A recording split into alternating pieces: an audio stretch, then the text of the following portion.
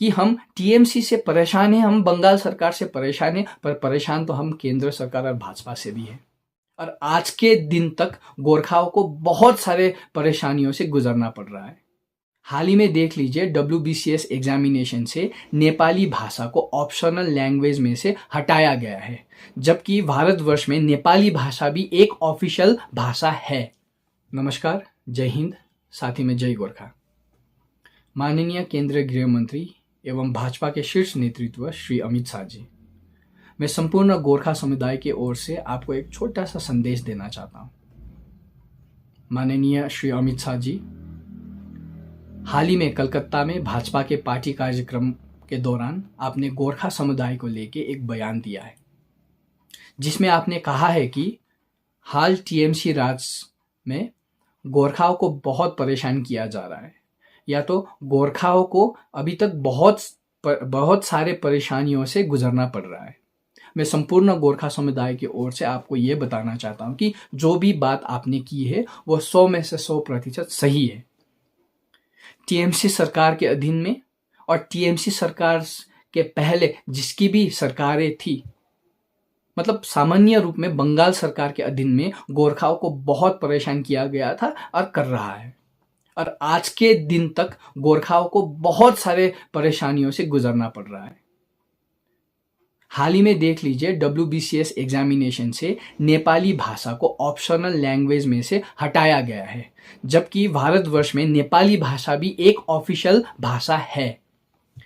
ऐसे भेदभाव और ऐसे अन्यायों से आज तक गोरखाओं को गुजरना पड़ रहा है। ये कहते हुए मैं एक और बात जोड़ना चाहता हूं कि हम टीएमसी से परेशान हैं, हम बंगाल सरकार से परेशान हैं, पर परेशान तो हम केंद्र सरकार और भाजपा से भी हैं। क्योंकि आज तक जितने भी सपने भाजपा ने गोरखाओं को दिखाया है, एक भी पूरा नहीं हुआ है। ना तो सेंट्रल यूनिवर्सिटी का सपना पूरा हुआ है, ना तो 11 जनजाति का मुद्दा का सपना पूरा हुआ है, ना तो परमानेंट पॉलिटिकल सॉल्यूशन, जो हमें लगता है कि गोरखालैंड है अपना अलग राज्य। कोई भी सपना पूरा नहीं हुआ है। आज तक ये समाधान से वंचित किया गया है भाजपा सरकार ने गोरखाओं को। जो गोरखाओं ने बंगाल में पहली बार भाजपा उम्मीदवार को जिता के चुन के लोकसभा में भेजा, उस गोरखाओं से आज तक समस्याओं का समाधान से वंचित रखा है भाजपा ने। 2014 में जब देश के प्रधानमंत्री श्री नरेंद्र मोदी जी ने गोरखाओं का सपना मेरा सपना कह के बयान दिया था, तब संपूर्ण गोरखा समुदायों के दिल और भरोसा जीत लिया था। तब भी हमने भाजपा उम्मीदवार को ही जिता के चुन के हमने लोकसभा में भेजा। फिर बाद में माननीय प्रधानमंत्री जी ने 11 जात गोष्ठी के नाम लेके बोला गया कि ये जो जनजाति का मुद्दा है ये पूरा होगा, पर आज तक वो भी पूरा नहीं हुआ है। हाल ही में दार्जिलिंग के विधायक पे ट्राइबल मिनिस्ट्री से एक पत्र आया जिसमें लिखा गया है कि कंसिडरेशन के लिए नहीं है।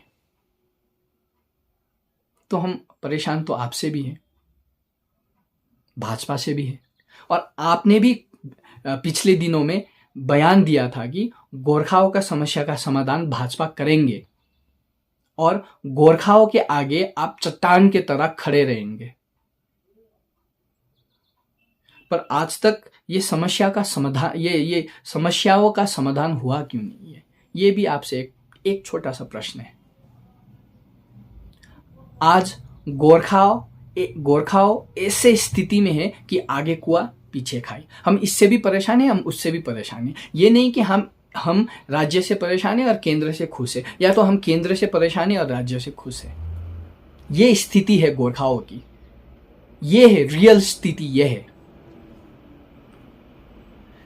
जम्मू एंड कश्मीर जैसे संवेदनशील जगह पे आपने राज्य से केंद्र शासित प्रदेश में परिणत कर दिया, पर गोरखाओं का समस्या का समाधान आज तक नहीं किया।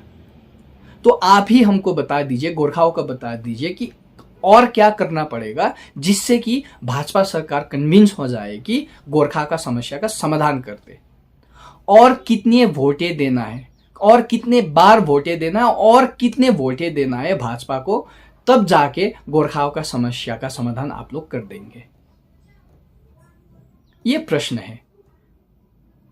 मैं आशा करता हूं कि ये जो मेरा छोटा सा संदेश है गोरखाओं, संपूर्ण गोरखा समुदाय की ओर से, मैं आशा करता हूं कि ये आपके तक पहुंच जाए, चाहे वो प्रेस मीडिया के माध्यम से हो, चाहे वो आपके कार्यकर्ता के माध्यम से हो, आपके आईटी सेल के माध्यम से हो, आपके नेतृत्व के माध्यम से हो, या दार्जिलिंग के लोकसभा सांसद के माध्यम से हो। ये जो संदेश है आप तक पहुंचे, ये मैं आशा करता हूं।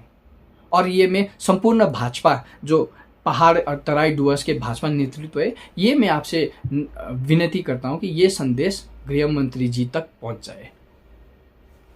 इतना ही कहना चाहता हूं। धन्यवाद। जय हिंद, जय गोरखा।